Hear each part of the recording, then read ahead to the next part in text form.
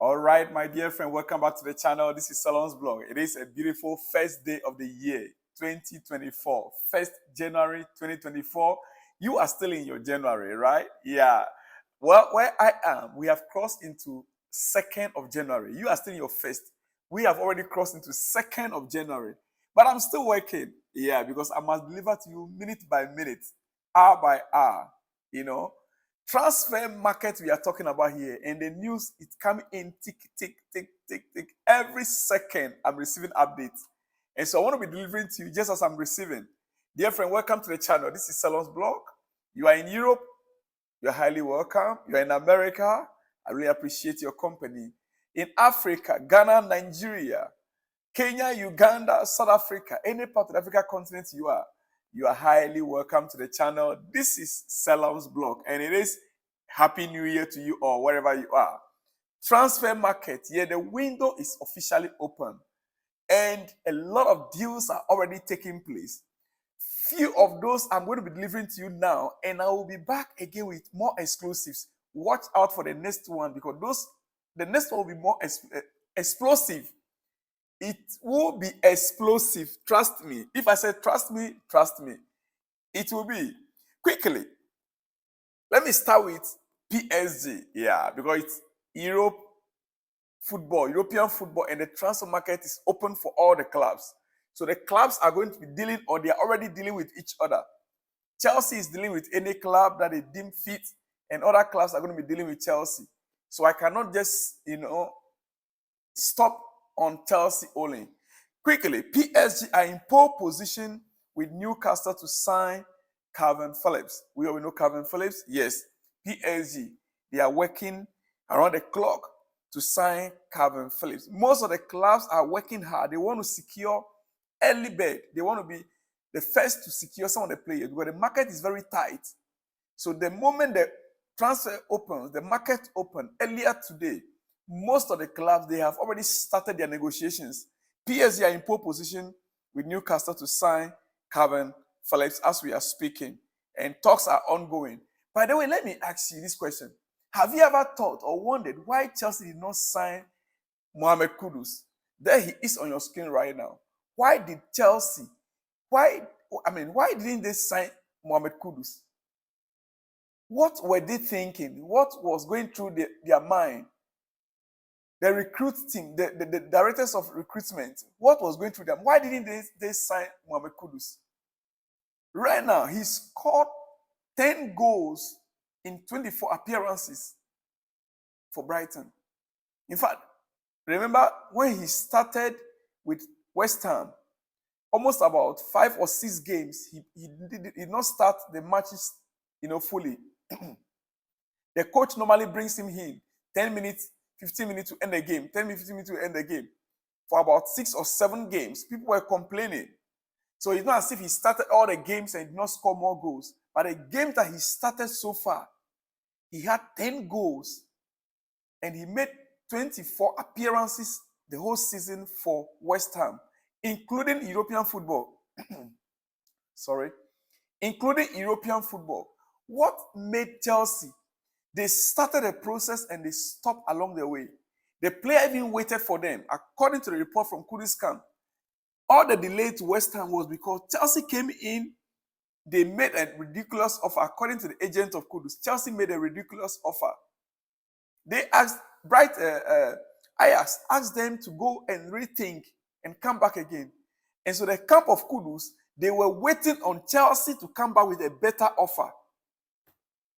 You can imagine if we were to have Kudus now in Chelsea.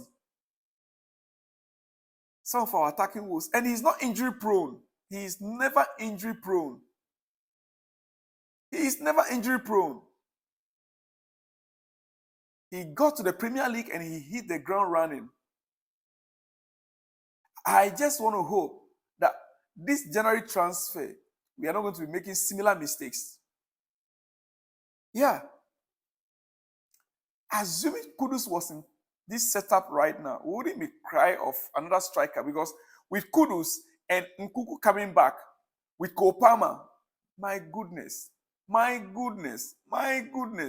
you wouldn't be struggling with Moidrick right now. Wouldn't have. Kudus is a left footer. He score goals with the left foot anyhow. So there's no way we have been struggling with Modric right now. Modric, I love him, but in as much as I love him, I'm just wondering why Chelsea made that mistake by not signing Kudus when they even started the process. Well. Roberto Firmino, in difficulty with Al Hilal, could consider a loan as early as January. A return to Europe or Brazil is not ruled out for the striker, with Sheffield United already in contention. Sheffield United already in contention.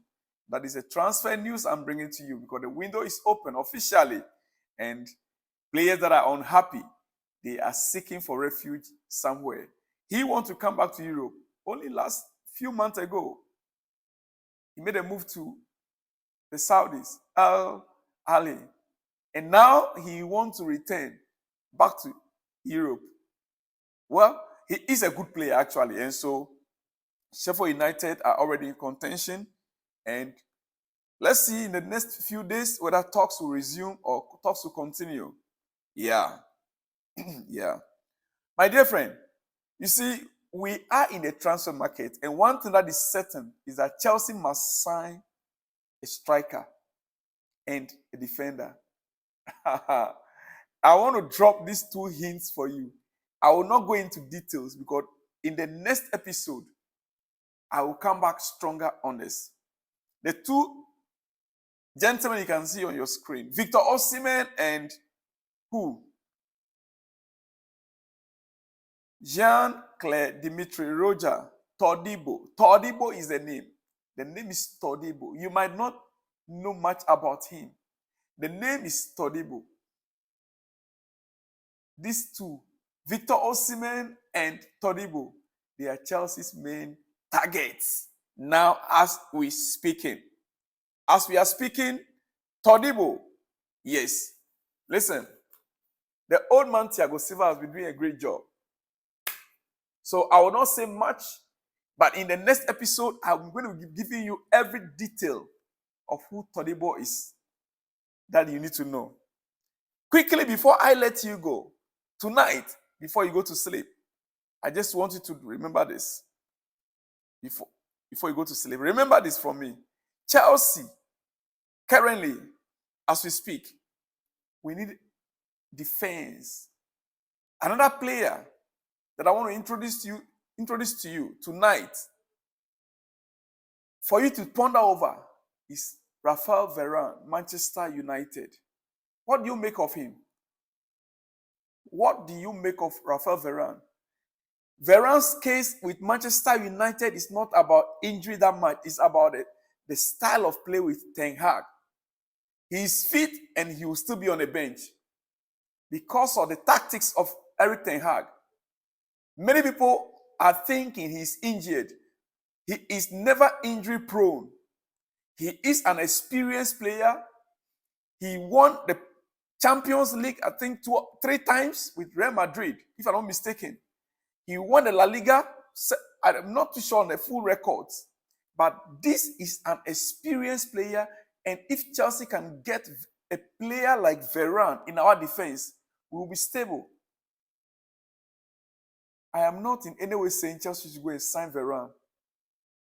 But as we speak, Manchester United have a clause inserted into his contract. A year more renewal. His deal is to expire 2025. And he is to, he has 1 more year. He can activate extra year on his contract. But United want to reduce his salary. And so the player can choose not to renew or not to accept, even though it's already there in the clause. But because United want to reduce his salary, it might not work out. Yeah. The agreement is there. The agreement is that you can activate that clause to give me extra 1 year if you choose to. Now, if Manchester United choose to do that, the salary, there is no clause indicating that you can equally reduce my salary. No. No.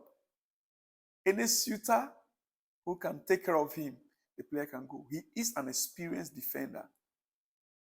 And such is what Chelsea needs right now. I don't care if Chelsea should go in for 30-year-old, 31-year-old, even 32-year-old. So long as we have stability in that defense right now, and we'll give him 2 years or 3 years contract. Not that long. I mean, 2 to 3 years contract. Yeah. What do you think? Let me hear from you in the comment section, Chelsea fans. Varane to Chelsea. Is there any possibility? Can we strike a deal with him? United want to reduce his wages before they activate his new clause, the clause inserted in his contract. What do you think? Let me hear from you in the comment section, dear friend. I will see you in the next one. Remember, it's about transfer window. The market is open, and Chelsea are in the market for a defender, a midfielder, an attacker, and a striker. I'll see you in the next one when you see me. Shalom and peace.